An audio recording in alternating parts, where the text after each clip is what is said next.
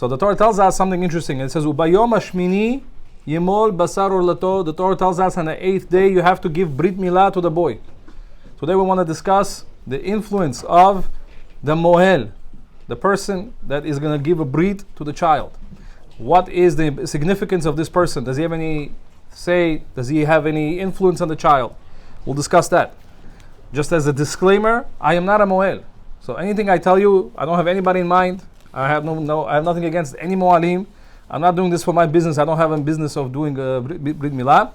Okay? Nor am I saying anything from myself. I'm not making things up. I'm not telling you my ideas. I'm telling you everything from the Sfarim I have here. Mostly using Rabbi Tzion Mutzafi's book, Brit Tzion. Okay, so that's what we're going to speak about from. So Rabotai, listen carefully. So as we know, we spoke about there are certain influences that can influence a child for his future, for the future of his life. Right? So we said the time of conception, when does a child is conceived, that very much influences what kind of neshama it's going to be, what kind of child it's going to be. Okay, one of the influences is that the Brit Milah. The Brit Milah is a very, very important stage in the child's life. Does anybody understand why? First of all, it is the first mitzvah that the child does ever to the child you're doing. On top of that, you are actually doing a mitzvah with something, a organ that is called Yisod. Brit Milah on the body is also termed by the Chazal as Yisod. Yisod means foundation. It's the foundation. So that means this is the child's foundation. Everything you're going to do today, let's say it's a Brit Milah today, whatever happens to the child, and the people who are going to be doing it to the child is going to influence the baby, to the good or to the bad. Now, influence does not mean determine. I want to point that out. Whatever I'm saying, it does not determine, oh, that's it, the guy's locked for life and that's what he's going to be, he has no choice and he's addicted, whatever. It means you have a little bit of a pool.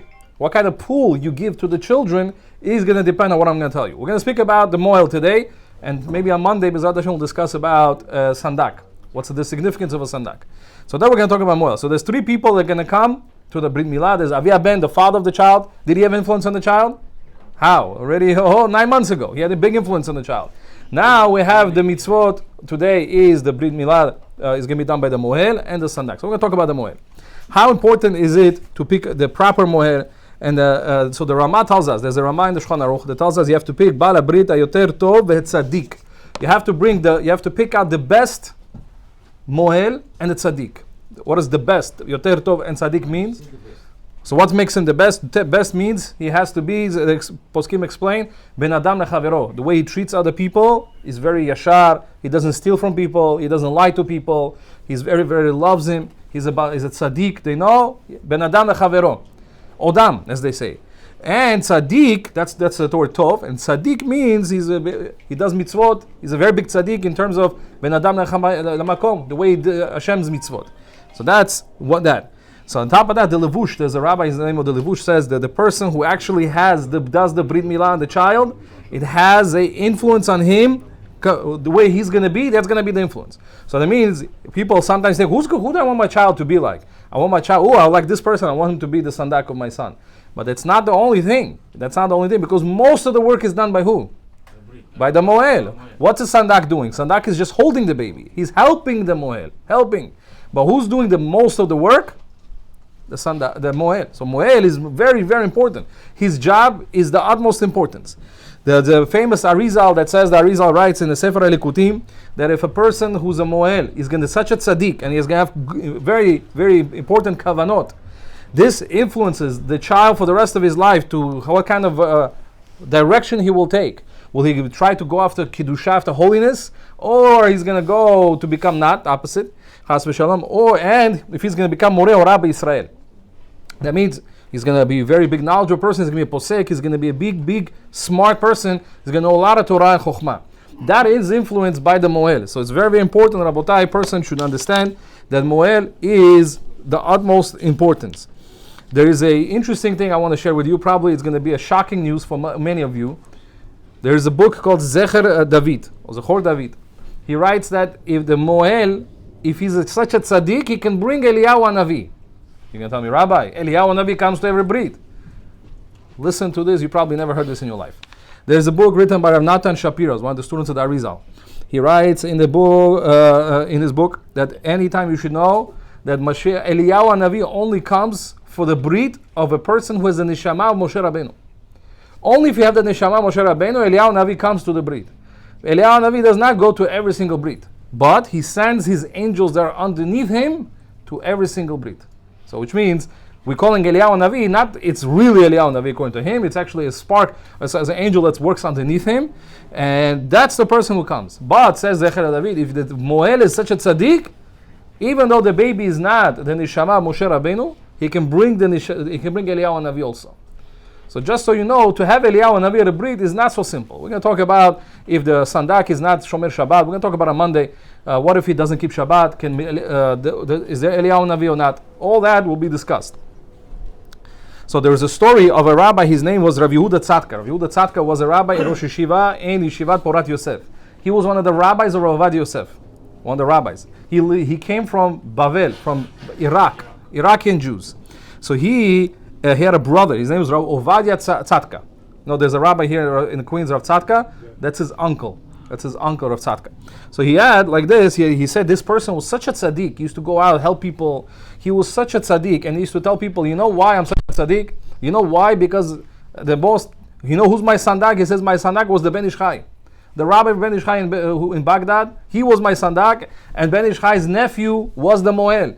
He said I had the best tag team. I had the best Mohel and I had the best sandak, and that's why I am like this. That's what he said about himself. There was a Rabben Tion Mutzafi says his father, Rav Salma Mutzafi, was a big Mikubal, very big Kabbalist. He says, you know what give me the strength that I have is because the Ben Ish Chai was my sandak. So can you imagine what influence people have on a child whenever they are like that? So, however, what kind of besides picking out? So we said, Rabotai, that Mohel is very, very important. His job is so important that he's compared to by the Shla. The Shla says he's compared to Kohen Gadol. He's like whatever the Kohen is doing, and the cutting he's like the korban, and the blood that's coming out of the baby is like the blood that's coming out of the korban. That is the importance of this job. So even though we're going to see, we said the Kohen Mohel has to have kavanot, he has to have a very deep kavanot to make the child, to bring him holiness. The books over here brings over here the book of Milat Kodesh. He says that as long as at least you should try to have clear kavanot, because whenever you're doing a mitzvah, and this is the foundation of the child, it's the yisod. We're actually doing a mitzvah to the foundation organ that's called the foundation yisod, and this is the foundation of the baby's life. So therefore, the kavanah that the mohel has and the sandak, whatever they're saying, whatever the words that are coming out of them, and whatever is happening around the brit, take a big influence. Be careful. And that's, by the way, works by everything. Any mitzvah you do, what the words you say, the kavanah you have, that has a huge role into how do you do the mitzvah.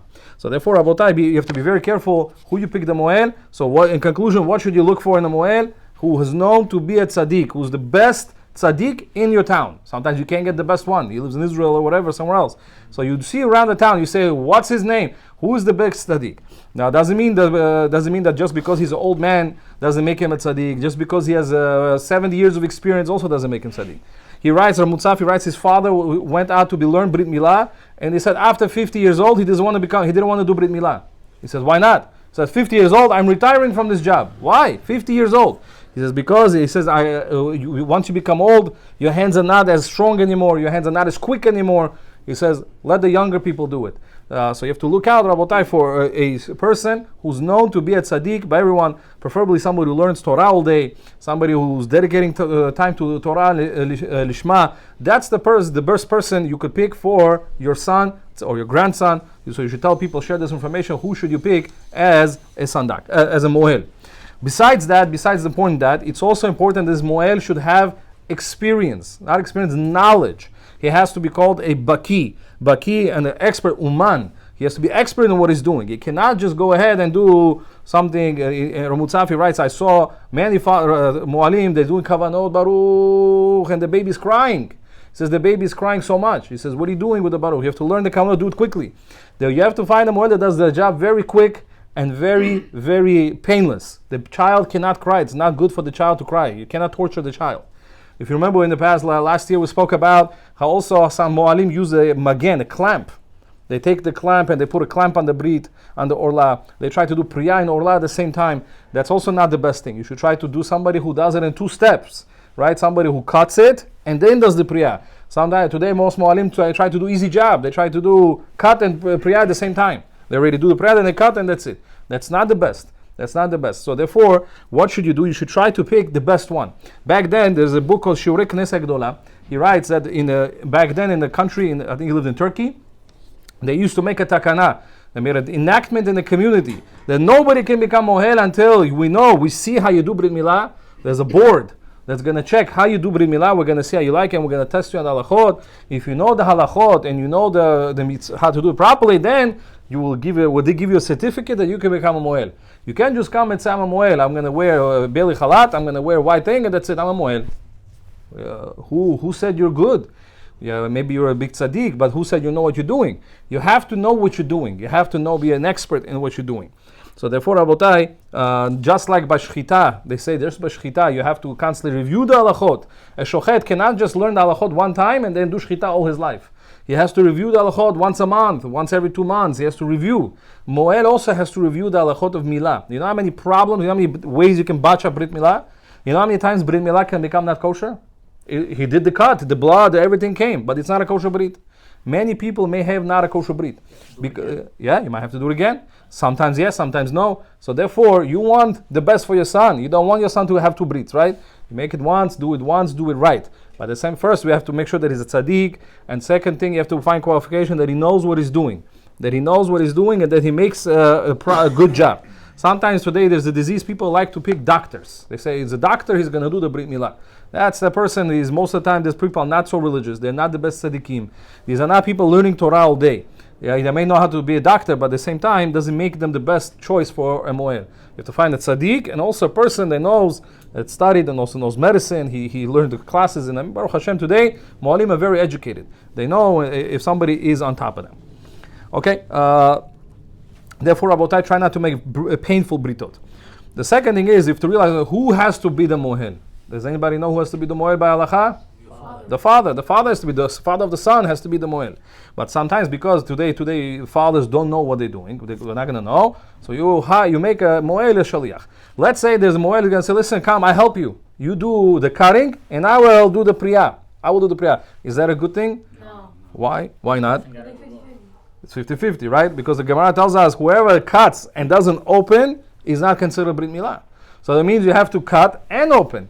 But the poskim say that if a father wants to do it and he knows what he's doing, and he can do it very quickly, chick-chack, and the baby is not going to be crying, then he can do cutting with the guidance of a mohel on top of him, and the mohel quickly opens up and quickly bandages him up. Even though he did half of the mitzvah, that they bring over here, no, the Yehuda says, even half of a mitzvah you get a half a mitzvah. So if a person wants to find a mohel that's going to help him to do the brit, it's good, but you have to ask yourself, have I done this before? Are my hands going to shake?